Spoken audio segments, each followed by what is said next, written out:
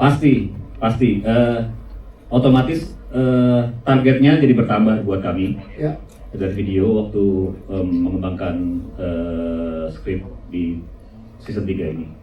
Tapi sejauh ini The Express yang ada sudah keluar, sudah melampaui di hari yang sama, sudah melampaui dari season 1 dan 2. Oke, yang ketiga ini tentu saja kalau season sampai 3 itu memang harus ada sesuatu yang lebih daripada 1 dan 2 ya. Itu kan memang harus wajib, karena kalau enggak ya kita sebagai pembuat juga akan lumayan malu sih sebenarnya. Jadi di sini sebenarnya agak lumayan kompleks dan agak lumayan bikin pusing, tapi memang kita tahu kalau penonton kita pertaruhan itu sebenarnya orangnya pintar-pintar. Tapi di situ kita akan bisa melihat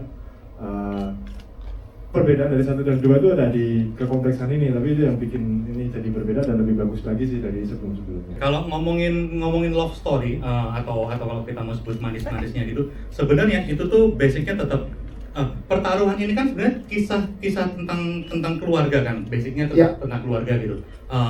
Jadi apapun yang terjadi di dalam keluarga itu tuh akan bisa kita kenali dengan mudah gitu, termasuk fase pahit-pahitnya juga fase manis-manisnya. Jadi ketika kita mengalami sesuatu yang pahit gitu di keluarga gitu dalam basic hubungan antar manusia gitu, terus kemudian kita juga akan menemui masa-masa manisnya kita gitu. Nah, itu kita coba capture lebih lagi di pertaruhan season 3 supaya tontonan ini, serial ini lebih jadi milik kita semua, jadi lebih dekat sama kita pembuatnya juga sama penontonnya gitu sih.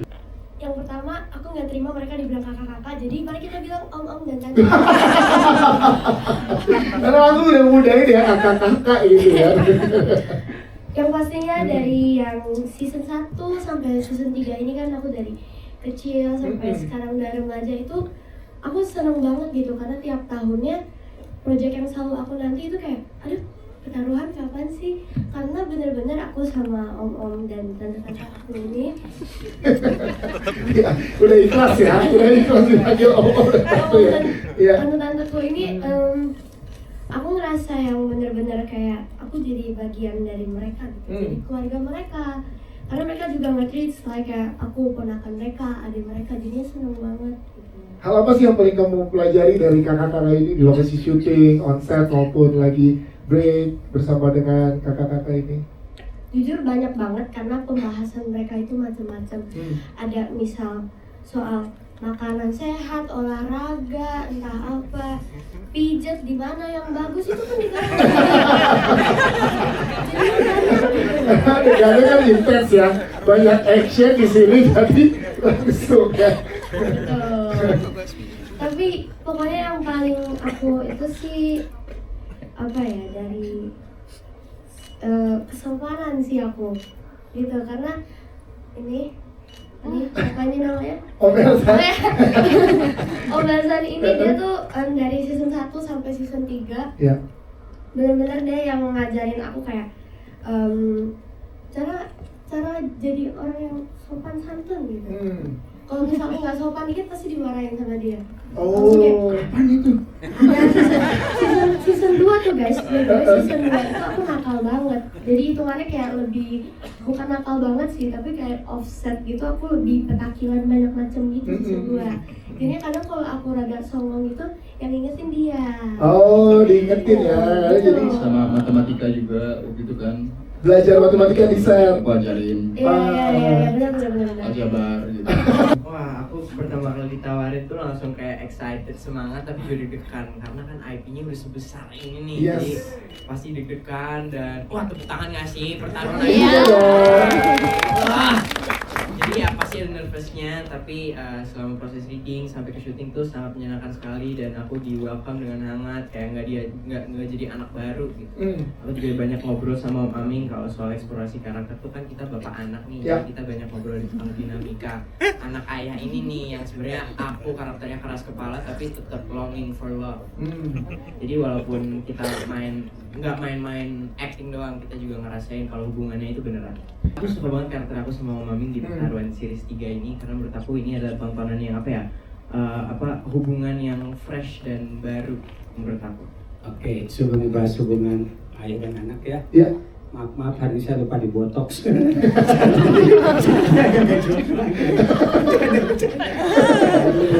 Kecamatan bukan itu.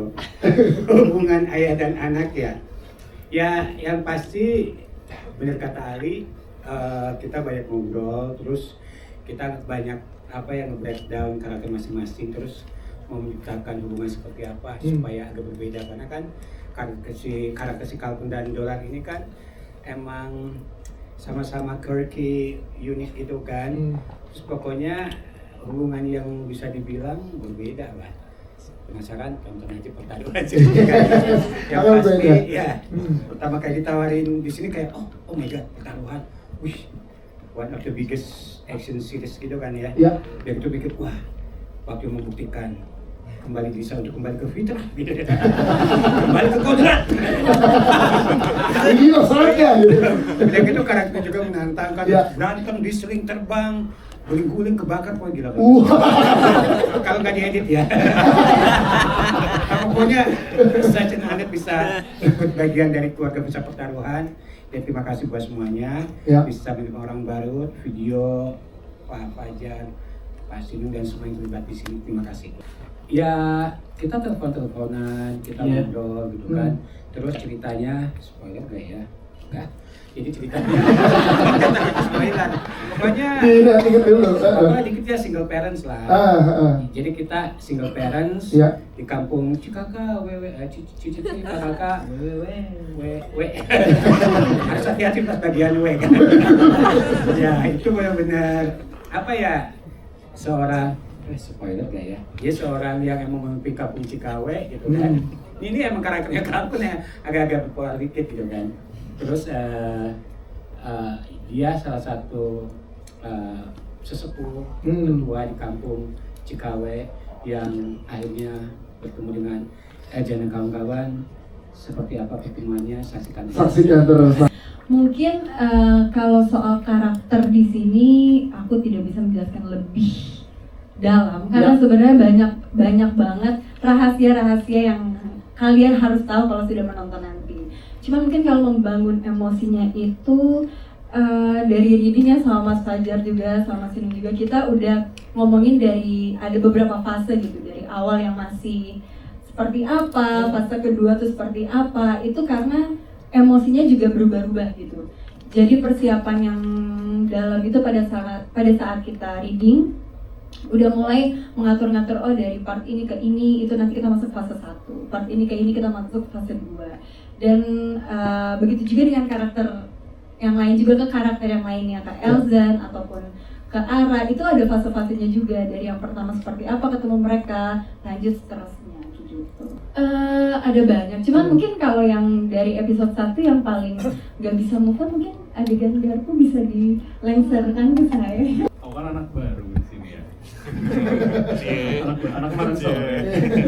Jadi aku dari awal tuh udah tanya ke teman-teman semua, apalagi ini film action pertamaku juga gitu. Apa yang harus aku mulai, apa yang harus aku jaga, apa yang harus aku bangun, segala macam. Aku dari awal bahkan sampai ke hari H syuting pun aku tiap hari masih nanya, karena kayak ini kasarannya kayak playground baru lah, genre baru buatku juga, action pertama kali gitu. Jadi aku selalu tanya ke teman-teman banyak. Jujur emang aku baru dapet karakter dengan spektrum dan kompleksitas yang sangat luas gitu. Dapet si karakter Elang ini. Apa yang gue pelajarin banyak banget lagi. Si karakter Elang ini mungkin banyak kombinasi yang gue ambil dari beberapa tokoh nyata dan tidak nyata di luar gitu. Jadi ya lumayan cukup kompleks untuk pelajarin si karakter Elang ini. Karena kayak harus sadis tapi nggak boleh terlihat terlalu sadis. Harus terlihat sadis tapi harus terlihat ramah gitu. Nah itu yang lumayan jadi tantangan buatku juga meranin si Elang ini. Yang aku rasakan perbedaan dari season 2 dan ketiga nih cukup tebel ya untuk karakter Kumala gitu. Di season 3 ini Kumala tuh jadi mau gak mau harus memimpin geng ini gitu, karena kan kematian bos besar. Mau gak mau dia harus menggantikan, terus kepala itu penuh gitu, harus ngurusin anak buah, terus juga anak buahnya salah satunya Elzan nih yang bikin masalah terus gitu kan. Jadi dia harus nge-cover si Elzan mulu gitu, jadi guardian angelnya dia bahkan. tapi di dalamnya juga ternyata nggak akur gitu karena di dalam grup ini Kumala sama Mas Elang kita tuh kayak ribut-ribut perang dingin gitu karena pengen mendominasi menjadi pemimpin gitu. Lebih ribet sih di sini. Lebih ribet banget ya? Terus gimana berarti eksplornya, ngobrol bersama dengan para cast dan sutradara untuk kembangin? Alhamdulillah semuanya lancar sih ya, karena kan aku juga memang karakternya udah ada dari season 2. Ya sebelumnya. Aku lumayan mengganggu kamu ya Mas ya, waktu ya setiap hari aku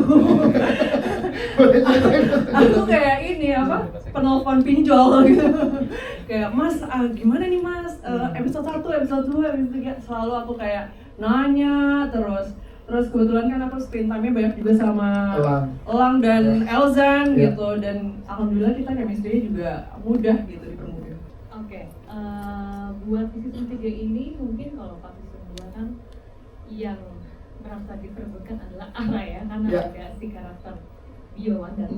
Tapi kalau di season 3 ini memang ada intrik-intrik yang menarik banget karena kehadiran si karakter ini Laras. Dan bisa dibilang kan Ara ini kan karakternya lumayan cukup teritorial ya, jadi dia sangat memprotek keluarganya, teman-temannya, apalagi pasangannya. Tiba-tiba kalau ada kehadiran orang baru tuh pasti nggak cukup mudah untuk diterima sama Ara. Nah itu yang membuat jadi menarik. Apakah dia akan terus tidak menerima kehadiran Laras atau nanti akan menerima? Ical ini sekarang jadi lebih dewasa. Galak nih belakang sini nih. Itu yang jagoan rumah ini nih belakang sini. Ya paling kalau di season 3 kita melihat gimana caranya maintain keluarga. Dan kita yang sebagai laki-laki itu mengambil peranannya untuk mengasuh dan menjaga Wulan. Paling itu sih, dan highlightnya dia jadi Ical lagi lebih ingin punya kestabilan, udah itu. Iya, kan nggak hanya masalah keluarga tapi ada kisah. Oh iya. Itu gimana? Ada yang itu udah mereka. Ada ya bisa ada. Iya, jadi dia mau menikah dan dia bingung gimana caranya ngelamar menikah, tapi nanya ke ini orang. Kayak orang buta nuntun orang buta sama lu. Salah banget orangnya ditanya. Udah gitu nggak tahu manggil apa bawa si ini kan waktu itu udah di episode 1 bawa belum ya sabar bahaya make sure kita tuh banyak yang spontan sebenarnya itu di mana hubungin apa ya gue bingung kita kembali iya kita banyak yang spontan. Jadi banyak banget yang ya udah terjadi di lapangan dan it works. Itu sudah diaplikasikan dari season 1, season 2 dan season 3. Paling kita ada ngobrol-ngobrol tentang misalnya gini gue mau lebih nurture Wulan deh, gue buat janji deh tentang karena dimarahin kebanyakan merokok. Dan di season ini episode 1 sini. Tim sukses ya. Tim sukses. Bukan kecil ya, makanya ini dibisikin sama. Kalau dibandingin sama Ical sebenarnya permasalahan karakter Elzan tuh kalau ada yang nonton filmnya dari awal nggak? Versi filmnya. Iya. Permasalahan Elzan tuh dari awal dia kelewat baik, saking kelewat baiknya jadi bikin masalah, jadi goblok gitu loh. Kalau di film kan ada 2 masalah yang terjadi karena Elzan terlalu baik gitu kayak yang pertama yang balikin balikin dompet, yang dia ngaku dia malin dompet. Kedua pas di scene pencurian di bank, dia malah ngebantuin ibu-ibu lagi sesak nafas. Kita harus bawa dia ke rumah sakit. Kan kayak lu lagi nyuri tapi mau bantuin orang kayak jadi masalah gitu. Terus semuanya jadi amburadul. Nah kalau di season 3 ini Elzan mencoba untuk se-nggak peduli mungkin terhadap masalah-masalah orang. Dia coba hidup lebih fokus kepada keluarganya, tapi tetap aja ada aja situasi yang bikin dia mau nggak mau harus gue tolongin nih kayak. Iya, kenal lagi nih gue lagi. Apa ya namanya? Savior complex ya kalau nggak salah. gitulah. Mungkin itu sih. Dan untuk paling gitu sih. Nggak boleh spoiler ya. Karakter Elsa. Ada yang Jubir kita lebih fun sih karena banyak karakter-karakter baru yang bikin season 3 ini jadi lebih seru. Terus action scene-nya yang koreonya udah di-upgrade gerakan-gerakannya. Udah ada, kayaknya udah ada ya sih. Udah di episode 1 tadi. Yang di tongkrong gitu kalau nggak salah. Aku salah satu koreo kesukaan aku sih itu karena seru, nggak monoton, babuk-babuk doang.